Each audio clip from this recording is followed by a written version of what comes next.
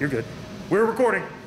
I'm going to call the policy council meeting to order. At this time, we're going to ask superintendent to preside over the policies that she submitted to us.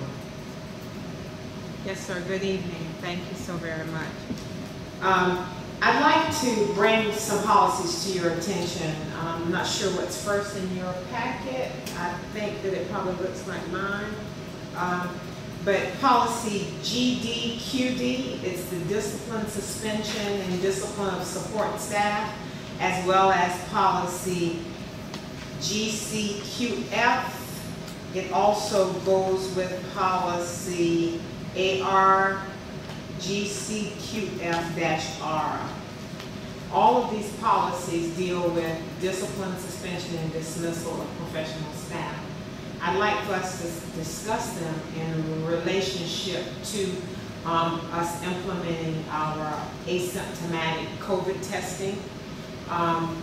Not sure where we need to make some additional changes. Wanted to be able to discuss that option.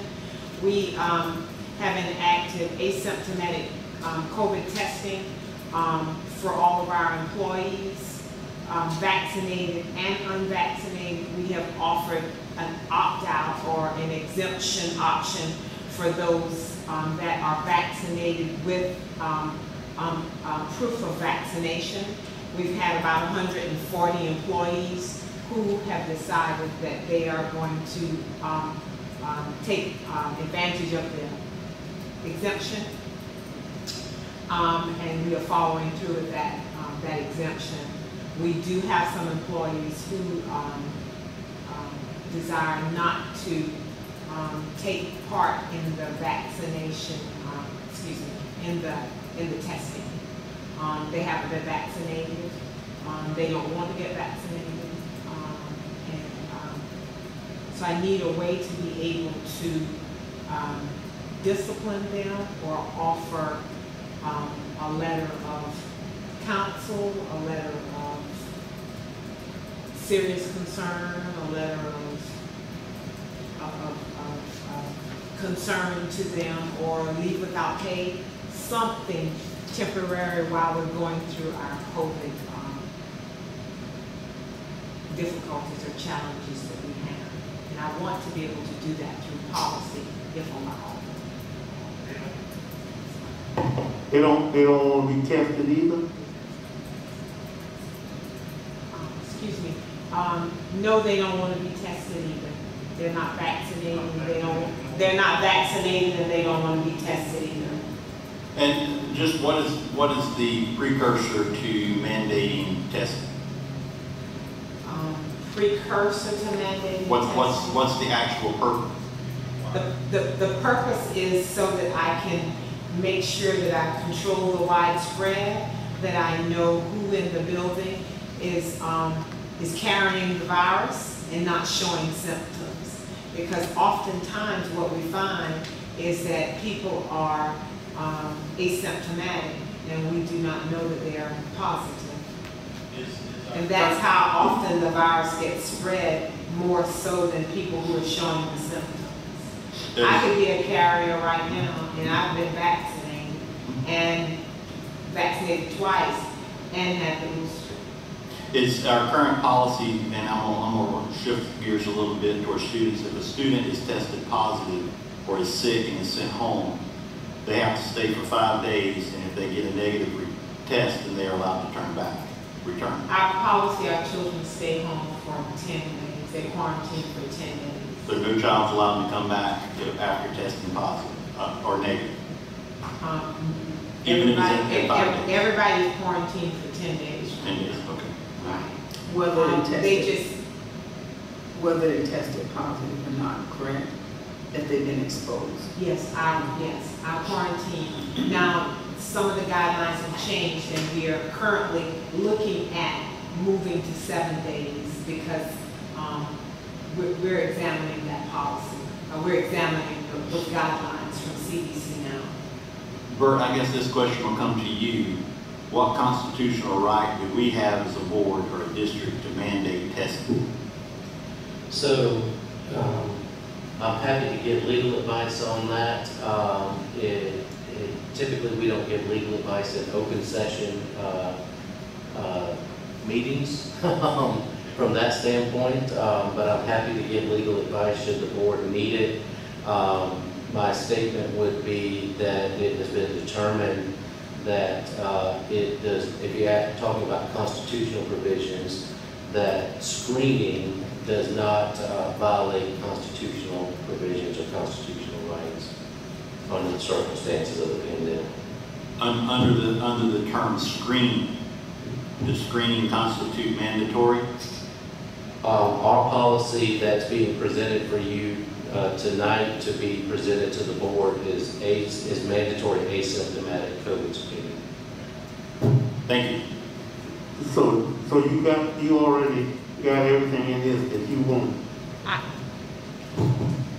I have not written it yet. I did not want to move forward until I bring it to you for discussion.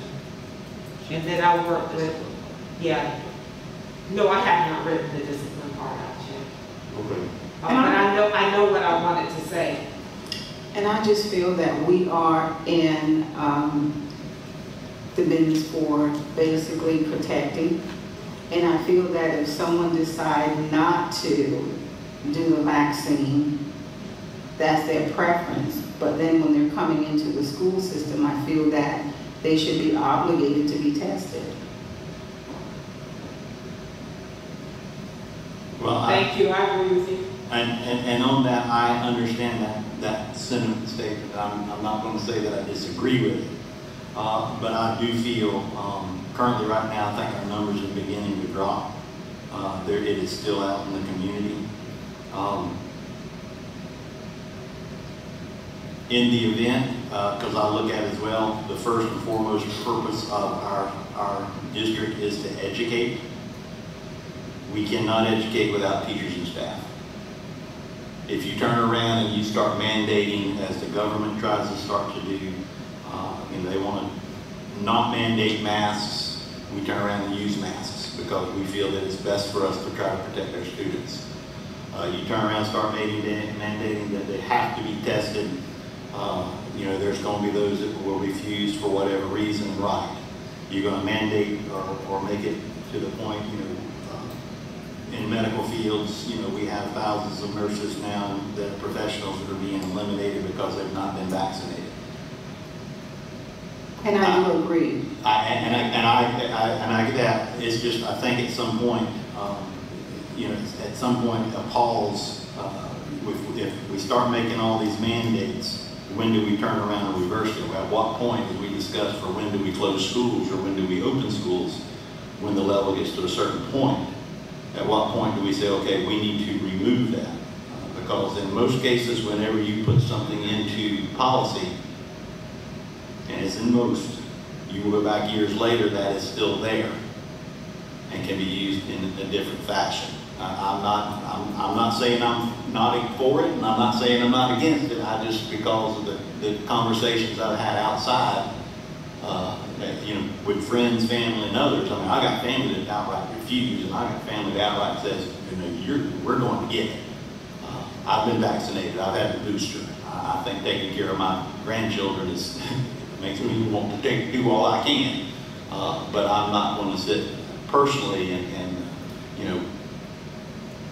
but as a board, we need to decide how we feel about that.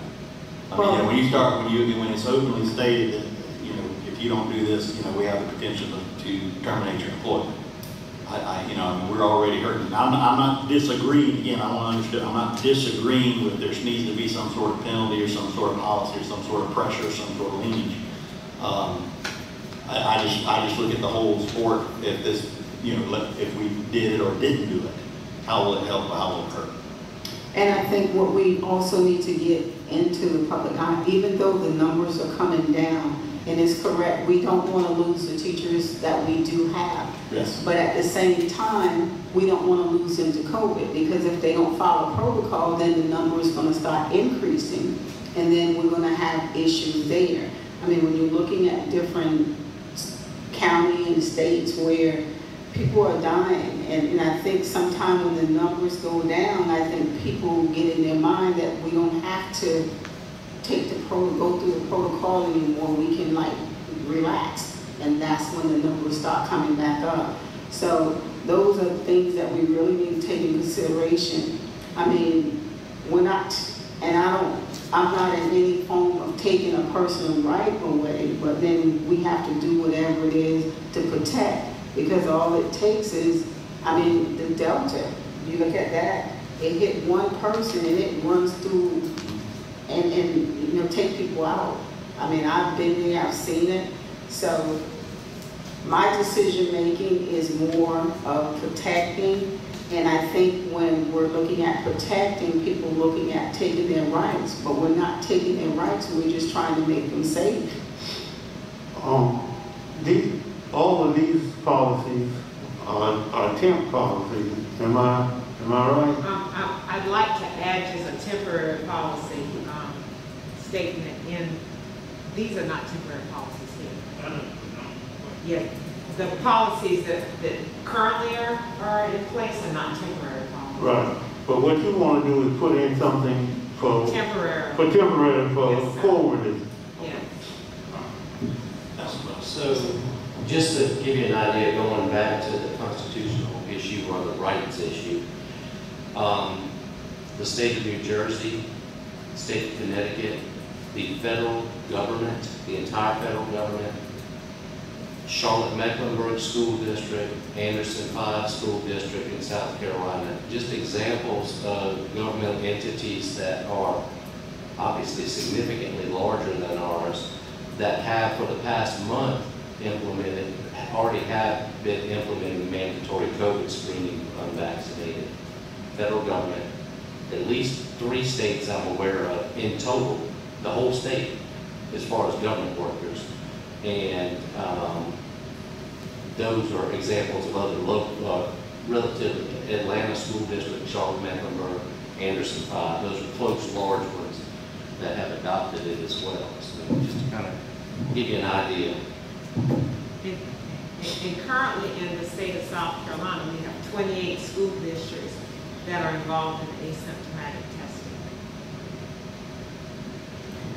So what you want to present to us is basically what kind of? I want to be able to,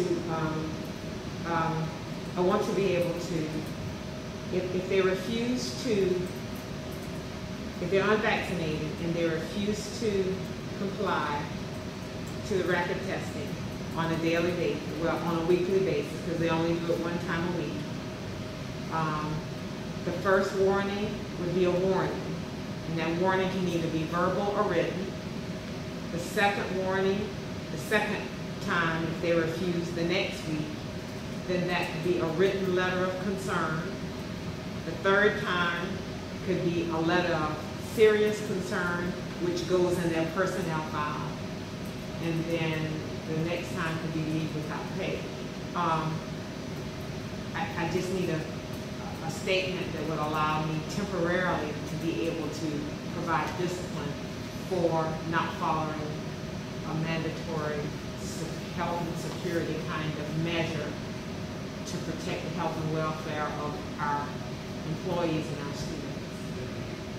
It'll be testing, like, not just a temperature check, right? No, it's non-invasive. It's non-invasive testing. It's a very gentle nose swab. Okay. It's not any invasive nose swab. It's just. So we have several kinds. Yeah. It's nice for this, and then you get it back And within. if they test positive, then we do the more invasive. I'm okay with it. That's what you want to bring for forward? I do want to bring it for first reading forward. That's fine. I'll work with Attorney Deputy to write it most appropriately. So we're looking at GDQD, GCQF, AR, GCQF, and also you're looking at the policy as well, right? So Also, before you on Tuesday will be consideration of the policy to adopt a temporary policy, as Mr. Murdoch said, to adopt asymptomatic staff screening. That's policy ADG that's in draft in front of you. If you choose to have a different disciplinary expectation or requirement for failing to participate in COVID screening, then my recommendation would be that that disciplinary policy be placed in this temporary policy because it goes with it and will only be temporary. If you choose to have discipline, right now that policy states discipline will be performed in accordance with the current board policy on staff discipline. In other words, the codes, as the discipline codes, as the conduct codes as they exist right now, if it's just another violation of board, misconduct or violation or refusing a policy, so it would be addressed like any other refusal would be right now in the board discipline and conduct policy. But if you do want to have one special to that, my recommendation would be we put it in a temporary policy for the asymptomatic screening that y'all will be considering adopting on Tuesday. The superintendent has, just to touch base on that too while I'm on it, the superintendent has rolled out the plan for asymptomatic testing, has discussed it with y'all, has notified the staff of it. We feel it's appropriate for the board to adopt that as a temporary COVID policy, like you did with the mask, like you did with the cleaning procedures last year. So even though she has addressed the policy and how it's going to be in effect, that's why we're bringing it to the board for a formal temporary policy. The language in the policy basically is the same procedure that she's already developed. And it also has the references, which are the legal justifications for the policy, which are basically the CDC recommends screening, DHEC recommends screening. Their latest updates, you were talking about updates, their latest school guidance came out yesterday, and they still recommend, strongly encourage asymptomatic screening. And then of course, the American Academy of Pediatrics states that they recommend every measure we can take to keep in-person learning going. And then the last reference is the United States Equal Employment Opportunity Commission, we all know as EEOC, has stated that it is appropriate for employers and they do not violate federal workplace laws to implement mandatory screening.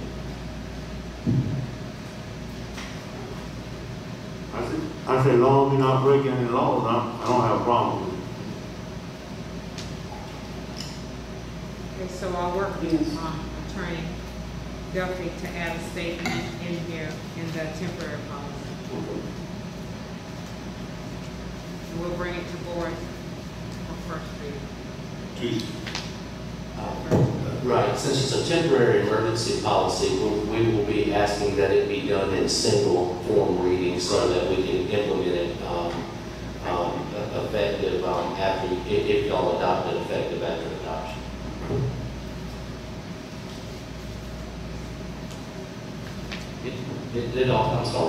It also does have, Tim, you were asking about, making sure policies don't last forever, that aren't meant to last forever. This policy, as well as the mask policy that you already have in place, have a tie-in to the DHEC county ratings for COVID incidences. This policy has that same tie-in, so once the numbers in the county drop below the required level, the superintendent is to bring it back to you for consideration of whether to continue or whether not to. So it does have that requirement in there to make sure it is temporary and emergency in nature. Thank you. That's good. So we accept that to move on? Thank you. Yeah, bring it to you. Yes, to bring bring patient notes. Yes. All right, thank you. Policy GCC, professional staff, leave and absence. Are we ready to move on? Yeah, we're ready. Okay. Yes, we're ready to move on. I want to discuss this one. We're still having difficulty with lots of staff calling in and being out quite a bit. Not for COVID leave, just calling in sick. Our numbers continue to, or our fees continue to be quite exorbitant for Kelly services. We're finding the trends on Mondays and Fridays are the days that the staff are out. Want to be able to look at the professional staff leave and absences. We had discussed at one time working among my staff, working with this policy to see if we could put in a percentage of time that staff could be out. Just wanted to be able to discuss that with you, thinking around what kind of thought process you would have about how we could change the policy that would work best in relationship to our employees here in the district. Because in my opinion, they do take advantage of the leave now. I understand when people need to be out. I understand emergencies arise, and I understand that. And I totally sympathize with that. But just to be out on every Monday or Friday, we leave our children at risk. We cannot find subs. We pay an enormous amount of money to Kelly services. So the policy in itself does not give our principals enough authority to be able to hold them accountable for a percentage of time that they can be out. We could come up with a plan for percentage of time, like you can be out 50% of the time or 60% of the time, or we're thinking about trying to come up with a rubric based upon the number of days that you could be out, or the percentage of time that you would be out. If someone's out because of a sick child or a sick mother, something like that, and wouldn't they need a doctor's excuse? I mean, couldn't we recommend them bringing back a doctor's excuse for sickness? They do have to have a doctor's excuse, but it's after a certain number of days. After 3 days or? Yes, 3. Yes. After 3. So we So you can't. could actually be out for 3, you could be out for 2, or you could be out for 3, and you can come back without a doctor's excuse. You come back a day, and you can go right back out again. You can go right back out, and many times that happens. We can't change that. We can change that. We can change the number of days. We can make adjustments to the number of days. That would take a little more because that goes in line with the state policy for leave. So I would have to do a little more investigation for that. Okay, on that, of course, every time if I have to be out for a reason with work, I have to call someone, which is my immediate supervisor. We have that. And that's what that's what we do. Is in that initial contact, is there any type of explanation from, and again, I'm not asking specific, is there, in our policy, is there anything that specifies reason, asking for reason? And I guess what I'm getting at is, in some cases, hey, my child's got sniffles and colds and we don't know what's wrong. If it's, everybody starts screaming COVID, we have to have someone, that child, if they don't have something sick. Yes, the policy is very specific that you can be out. It tells you for illness of a child or a spouse, appointment of a doctor, it gives you specifics that you can be out for. And there it does state about the specifics for a doctor. So we are in most cases getting excuses for those. Are we or not? Or it's left up to the discretion of the principal as to whether they get the excuse. Right. Now, if I change that piece yes. and make that mandatory that every time you're out, you get a doctor's excuse. I believe leaving a little bit of leeway with the principal is good, but I think in the event, like if they call in today because of a child and then they're back tomorrow, and then all of a sudden they're out again, it's kind of like you said, in, out, in, out. I think in that aspect you would want to, yeah, I need to know that you've been there these 3 days. But in that same aspect, of the Monday, or the Friday, Monday, when that becomes a repetition for specific employees, do we state anything concerning, that in our policy, specific to that, the same, we have a repetitive issue? No, we don't say anything about a repetitive issue. That is not stated, as far as I can see. Yeah, so the way you would handle that is on a case-by-case basis. You would, because they're only entitled to take the sick leave if they're sick, right? So in the scenario you give, there's the idea that maybe they're not sick, but they're just repetitively taking days off for whatever reason, some other reason. We would then have to, on a case-by-case basis, look into that, and we can make a if there's facts or whatever, we make a determination that that leave was not for sick leave, then that leave is in violation of the policy as it stands, and so that can be addressed both by way of the sick leave policy and by way of the code of conduct policy. So you almost have to look at those case by case. So if you see a pattern like what you're saying, that probably warrants more investigation or more look at what's going on with the leave, and a determination at that point to be made whether it's not really sick leave. And that just repins my question, because we're talking about sick leave or that portion of the policies, sick leave. Now leave, they can just request whenever, and it gets approved by their immediate supervisor, principal. That's leave.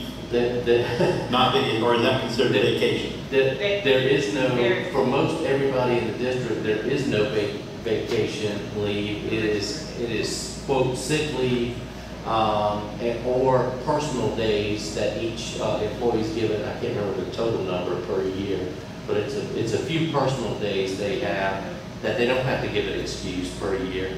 But there is no vacation leave for most employees.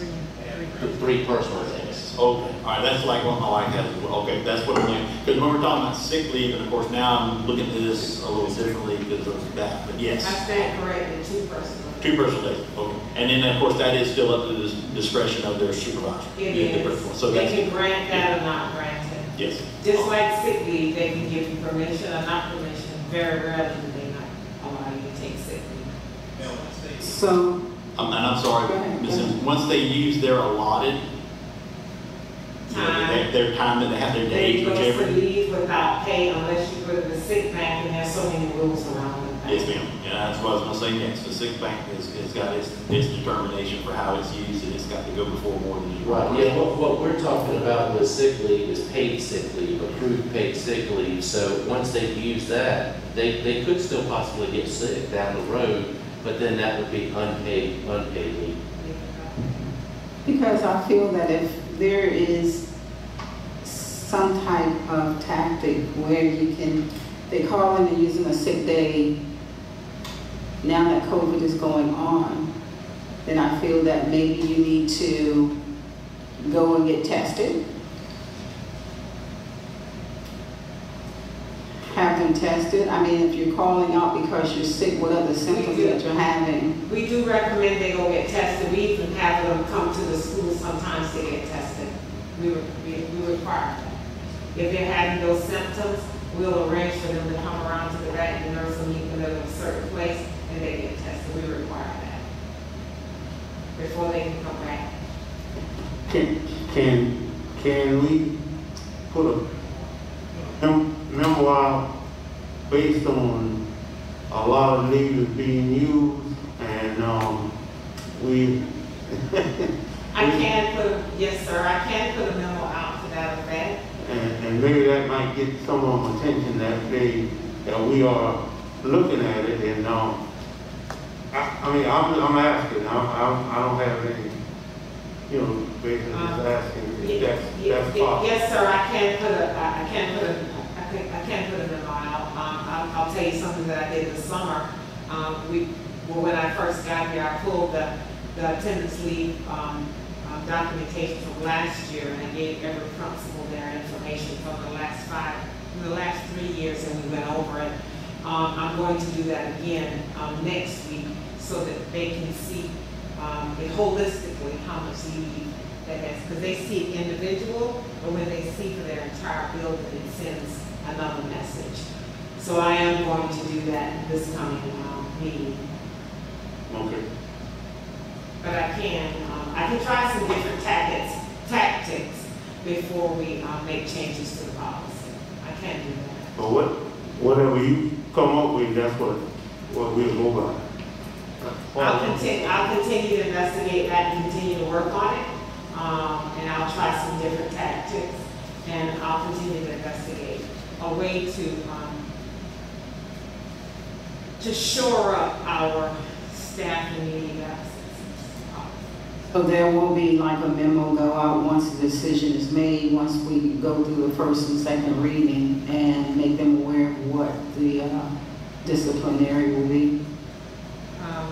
Yes, once I work with my team, I did not want to go any further until I was able to discuss it with you. So my team will work on a scenario, and then I will bring it. I'll work with Attorney Duffy for him to look at it before we even bring it to you. Is that team?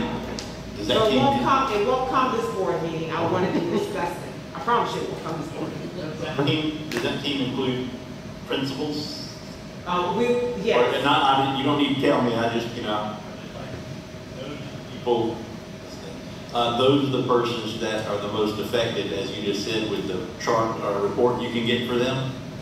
That's very good people to have on there. So when they see how much they're missing, they can see the impact that we're trying to have, which is a positive impact, not a negative impact. But there has to be a little bit of, bite-in. Yes, I'll probably pull together a teacher of the year. I'll probably have a couple of teacher of the year representatives as well as principals. Yeah, I just feel that it would be good to have at least a teacher or a couple in there to give their advice to see how their response will be. So yes, most definitely. Okay, thank you. Okay. Excuse me, policy JKE, expulsion of students. Yes, and it goes with JIIA. Yes. And the change that you made is in yellow, am I correct? Those are the two. I want to highlight those two for you. So in these two paragraphs, it says the hearing, has to do with expulsion and then the student hearings. One place it says the hearing will take place within 10 days of the written notification at a time and place designated by the hearing officer. And the decision will be rendered within 10 days of the hearing. But then, over in the other policy where it says student hearings, it says the decision of the hearing officer will be in writing and will be given to all parties within 15 days of the close of the record of the hearing. It just seems to be a discrepancy there.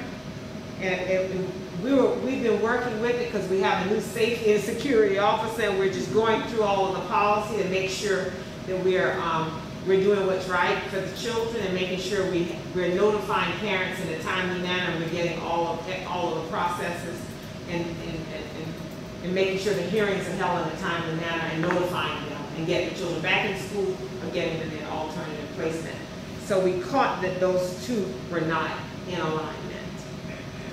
He talked about that once before, and it didn't. If a student was expelled, let's say 10 days ago, and the hearing officer didn't hear it for 10 more days, and he didn't get back to him until 10 more days or 15 more days, that's half the year for a student missing. So my staff felt as though, the reason I brought it was because my staff really feels as though they feel as though it needs to be the same. We need to have it 15 days. We'll operate with the 15 days. That we hold a hearing and we notify families within 15 days.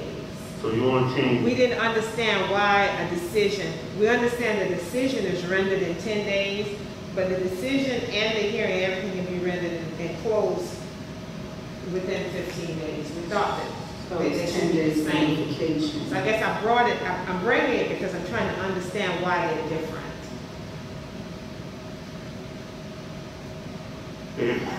I'd shorten. I'd make a match. You don't understand why they're different. You see, this is emergency suspension, but it also says that this is where a hearing also, after hearing all the evidence, render the decision based on the evidence. But it's. What is the procedure? We'll have to look at that because One's suspension, the other's expulsion. well, it appears to me that a heading is missing in between the emergency suspension paragraph and the paragraph she's talking about. That there should be, we're missing a heading there, it would appear, because it looks like that paragraph comes under emergency suspension, but the language doesn't fit that. The language fits basically the normal procedures as they're following through. So we'll have to look at that. Now, as to the difference between the 10-day and the 15-day, I point out that the JKE was last adopted in 2019. I don't know what the change was then, but JIIA was last adopted in July of 2016, last revised. So it could be when changes were made to one of them, the other policy was not looked at the same time for changes, and so that just was an omission type error in looking at them.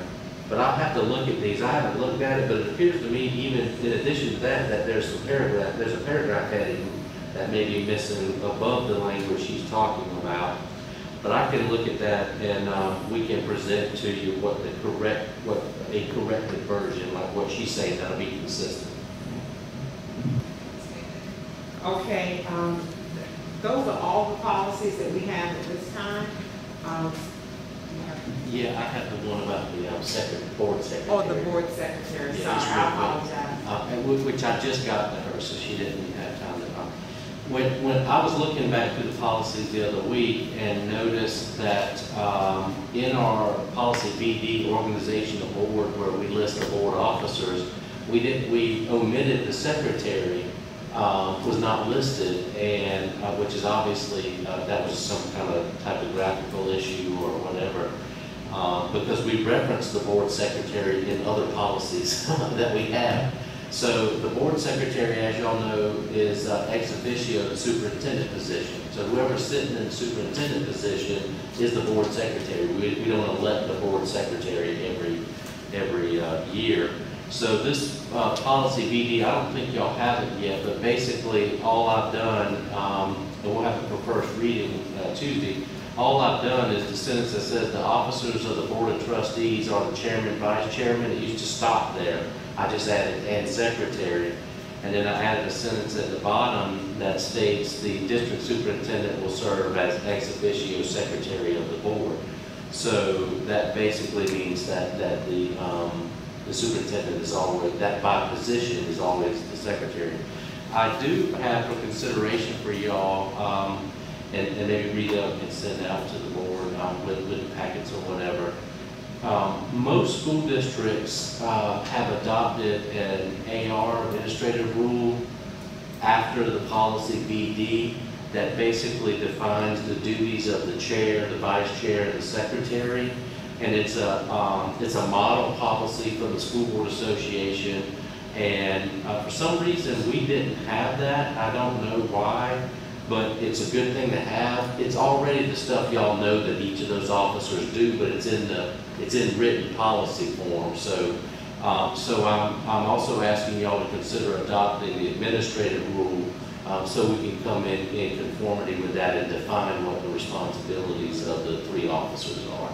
I don't know why we didn't have that. It just, everybody, most all districts, I went through and searched almost every school district and they all had it. We just don't. I don't know how we missed that with the School Board Association during the comprehensive review or something. But it's a good thing for us to have. Very good. Anything else? No, that seems to be all of the policies that we'd like to bring to your attention at this time. Okay, thank you, and we adjourn. Thank you.